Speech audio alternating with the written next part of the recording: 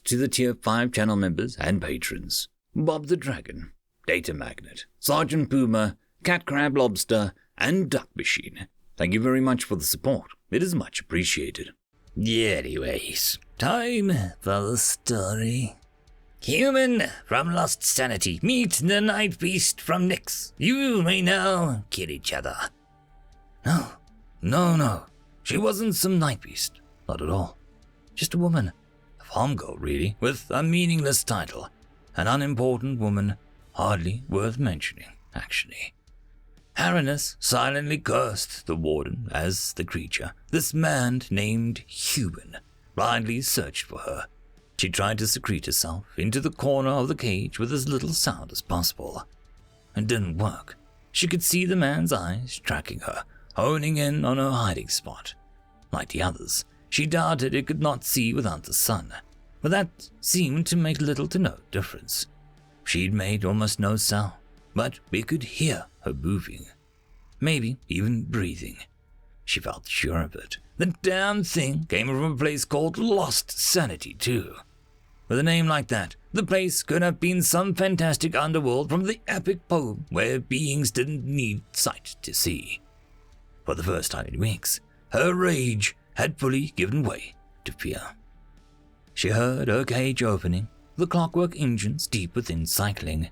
At any point, the time that she had arrived in this cursed dungeon until now, she would have prayed for her cell to be open. Now, she fervently prayed for it to remain shut. "What the hell is a night beast?" the human asked, his eyes slightly shifting to the whining hinge. She gulped. It wasn't her. No, definitely not her. No way. She began to wonder if one of her skeleton friends could maybe cover for her. Rudigatha, Offenble, Terrangard, anyone. None volunteered. Traitors, the lot of them. "Yeah, doom!" shouted the warden. Doom? If they fought and she actually ended up killing this man, it would be an absolute miracle. Against one of her fellow dames, strikes to the head like the one she just delivered would have laid them all low to a woman, if even for just a moment. That huge man hadn't even lost his footing. She was hardly his doom. A better descriptor might be more difficult than average sparring dummy. "She is a carnivorous killing machine with razor-sharp teeth, massive claws, and a taste for intelligent meat. We'll see who survives." All technically true, but really. "What the feck?" screamed the human, banging on the door with lightning fast punches. From across the room, she could feel each impact in her bones. She didn't want to be anywhere near this creature. "You want me to fight some animal? What is this, some kind of gladiator blood sport? Why would you do that? What? I'm a simple man, a small, defenseless herbivore. You're just going to feed me to it? Why? I have no chance." It was bargaining, or it knew she was listening and hoping to lull her into complacency. Either way, she was highly skeptical. "Ha! It's not any bigger than you," said the warden. "You might stand a chance." "Jesus Christ, mountain lions aren't any bigger than me either," the human yelled back. "When I get out of here, I'll feckin' kill you, slaver scum." And now she wanted to be his friend. That might have been easier said than done. Sure, she could just march right up to the gentleman, introduce herself, explain herself and her terrible mistake, and hope for the best. It might work. The second rule of being taken prisoner was to find allies and unite with your fellow prisoners around a common goals of resistance and escape. They certainly had a common enemy, and the gentleman was surely intelligent enough to see that. On the other hand, this man could be extremely dangerous, and might not even be in his right mind, if the name of his homeland meant anything. Not only that, but she could clearly see and smell that she'd drawn first blood. Though she would seek his forgiveness, he need not offer it, and without it, he was entitled to strike her down. And at that moment, he seemed rather angry. Harrenus pushed all of fear and down to side. Only cooperation would lead to salvation. She took a deep breath and drew herself up to her full height and slowly strode towards the human. They were not going to fight for the sadist's amusement. They were going to clear this up like a lady and a gentleman that they were. She would first work up the courage to introduce herself to the human, and together the pair would find a way out of this mess. For the first time since being taken, she began to feel a glimmer of hope. "If you get out of here, you can come find me, human," said the warden from the wall. "I think the beast talking towards you right now will have something else to say about that." In a flash, it turned from the warden's voice and looked her right in the eyes. She froze. "Crap! It had been playing blind." "Not if I kill it first, you son of a bark!" "Wait, stop! My name is Aranus of the Karamast, daughter of—" The world went white around her and she fell to her knees. She couldn't breathe. She had to vomit, but couldn't gag. Her limbs flew to her throat as she gasped for air, frantically trying to roll away from the human as the looming man stalked towards her. She hadn't even seen what had happened. He'd moved so fast. It hit her hard in the throat, either with a punch or using a hand like a knife to jab or slash. It hadn't been as effective as a claw kick might have been, but it struck faster and would be no less deadly if it happened a second time. Regaining her bearings, she began scooting backwards away from the man. With one hand, she searched for bones and pulled herself along. With the other, she massaged her almost useless throat. With her legs, she used one to push herself away, holding the other aloft but ready to kick out at the human's torso. "Please," she croaked, rubbing her throat, imploring the lunatic man, "Stop!" "Mark, arf, bark, bark!" It danced around her, clearly wary of a clawed foot. She struck out, barely tearing its silk tunic as it dodged. She had been taught never to hit a gentleman, but she would definitely make an exception in this case.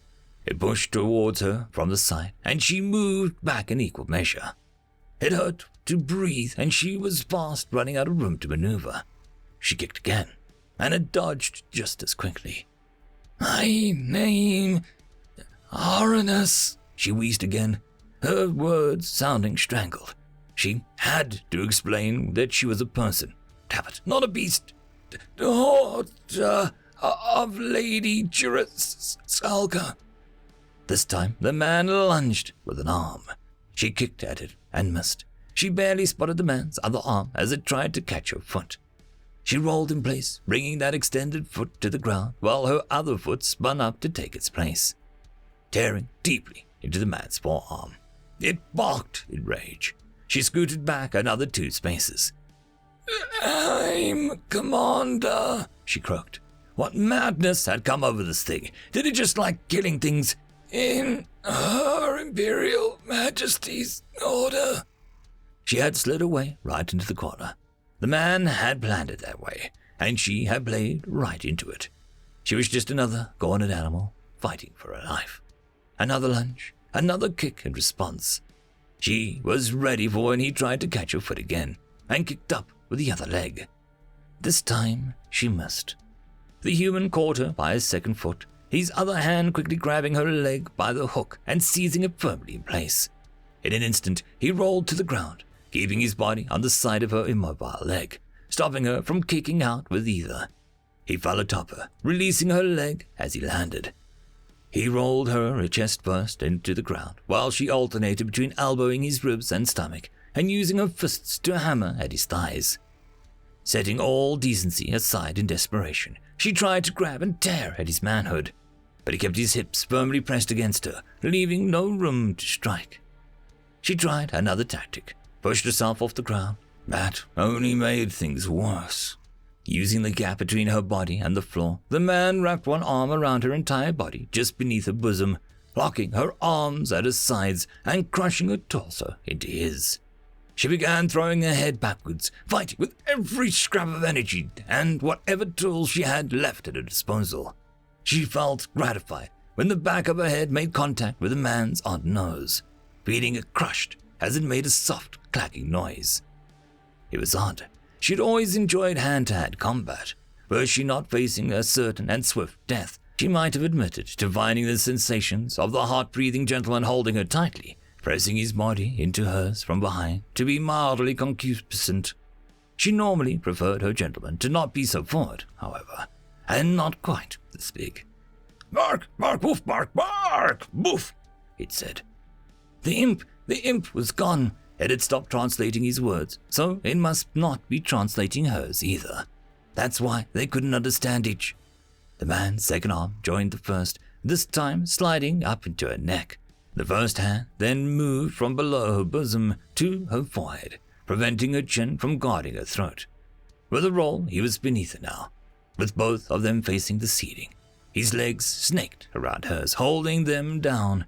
She pressed him tight against her throat, with his bleeding forearm and thick bicep, almost like a piece of wrought iron trying to remove her head. Her sight began flashing white again, this time starting at the edges. She could barely breathe as it was, but this was something else. An excruciating pressure built inside her skull. She was going to die in mere moments. Her soul would wander from star to star. She wanted to make peace with the Almighty in the last seconds, but she could only think of fighting. Fighting against this man-beast named Human. Pointless. Sure, she was caught by surprise, but she honestly thought that she would have stood a better chance. Instead, she was little more than a stupid slashing dummy. Not even a proper sparring partner for him. Sparring. She immediately stopped all fighting and went limp, slapped his arm on her throat 3 times. Her vision was fully white now, and she could not see. She could barely feel any of her body beyond the arm on her throat. Would it understand? This was just a translation problem, right? This man had to be intelligent, not a killer, or a monster, or a lunatic. Had to be. In her final fading moments, she slapped his arm slowly, firmly, deliberately 3 more times. After the 3rd time, something happened. She could barely tell that the pressure on her neck was gone and her body had been shifted gently to the floor. Something soft had been placed under her head. The gentleman was no longer pressed against her. Though blurred, her vision began to return. She stared at the ceiling and blinked tears from her eyes. Human was crouching above her. Bark, bark, bark, woof, okay, it said. My name is Lady Aranus Karamast, she barely managed to whisper. Daughter of Lady Jerusalka, Dame Commander in Her Imperial Majesty's Order of the Sacred God, and I am not an animal. Aranus's head fell to the side as she lost consciousness. End of story. And that, my friends, concludes this video. I hope that you enjoyed